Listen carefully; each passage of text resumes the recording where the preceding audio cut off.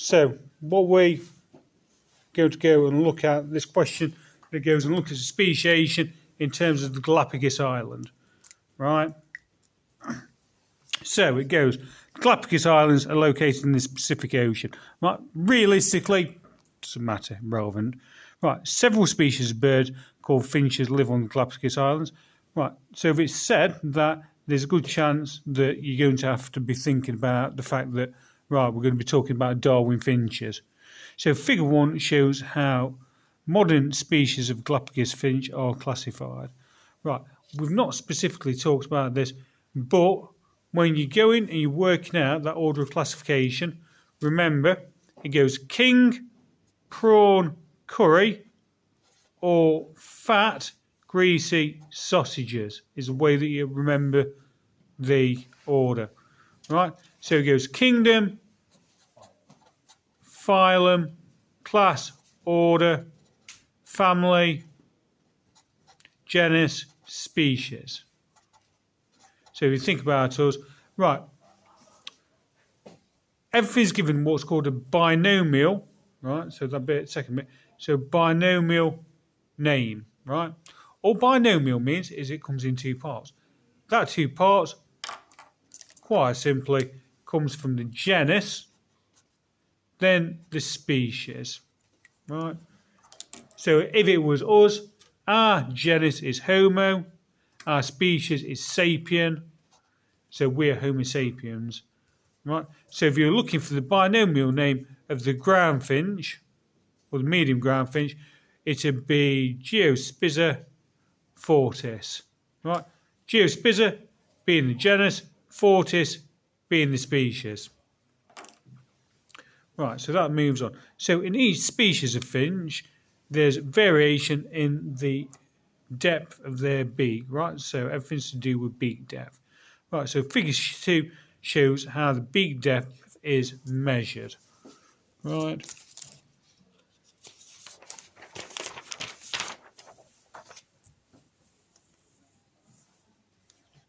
So we go and it's measured like that.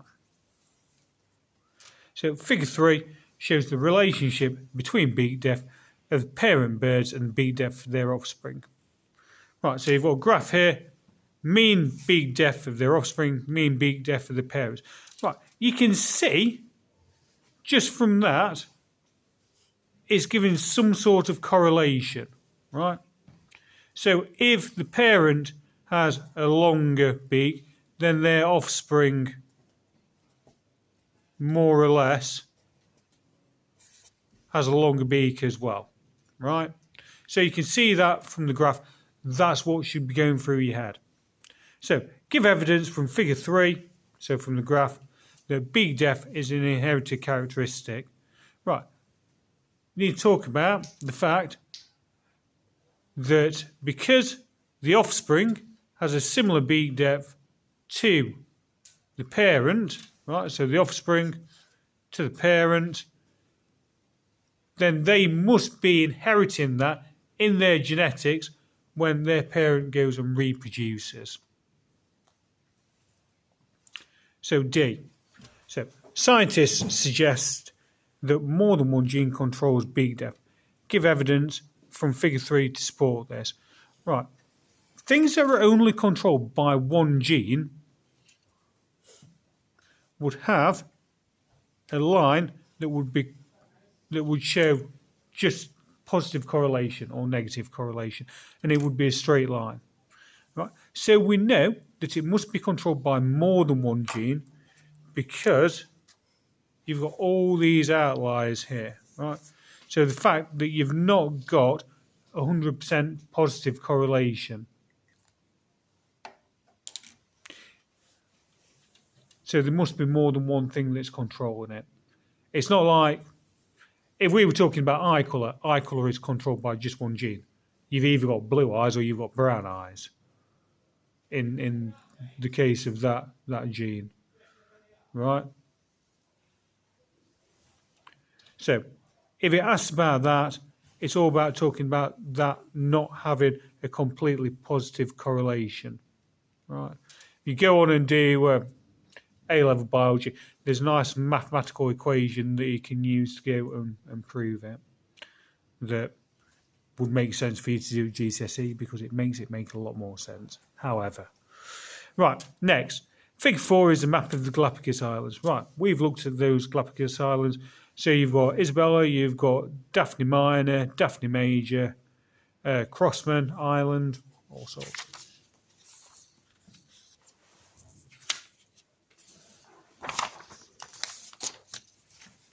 Right, so on the island of Isabel, so the medium groundfinch and the small groundfinch found. On Daphne Island, only medium groundfinches are found. On Crossman Island, only small groundfinch is found. So Figure 5 shows how the beak depth of each species varies from island to island. Right, so you can see there, you've got the percentage of the population, you've got the beak depth. So on Isabel Island, you've got both the small groundfinch and the medium groundfinch. On Daphne, you've just got the medium groundfinch. And on Crossman, you've got just the small groundfinch. So, the medium groundfinch and the small groundfinch both feed on seeds. The size of the seed eaten by each bird depends on the depth of the bird's beak. Right? So, if you're eating something like a Brazil nut that's got like a hard case, you're going to need a much deeper beak to go and like break it.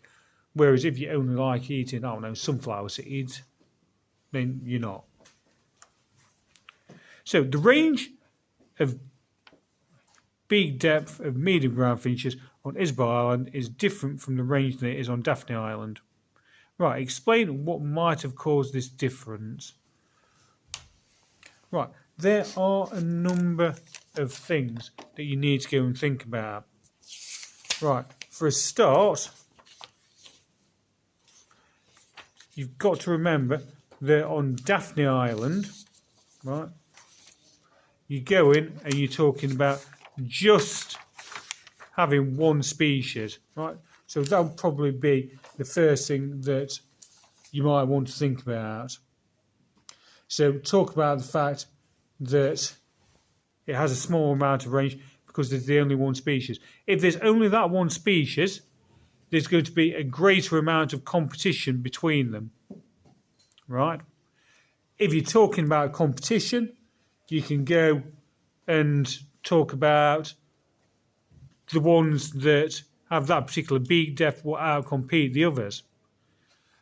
You might want to go and talk about the fact that on that island, there's only going to be, because they're geographically isolated, like we said before, so they're geographically isolated, so there's only going to be a very, very narrow number of genes.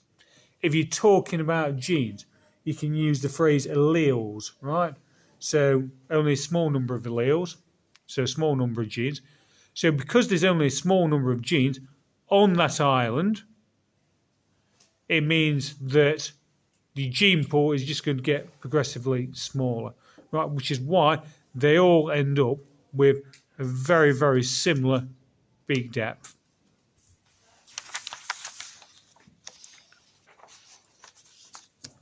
Right. So Figure 5 shows that the two species of finch live on Isabel Island.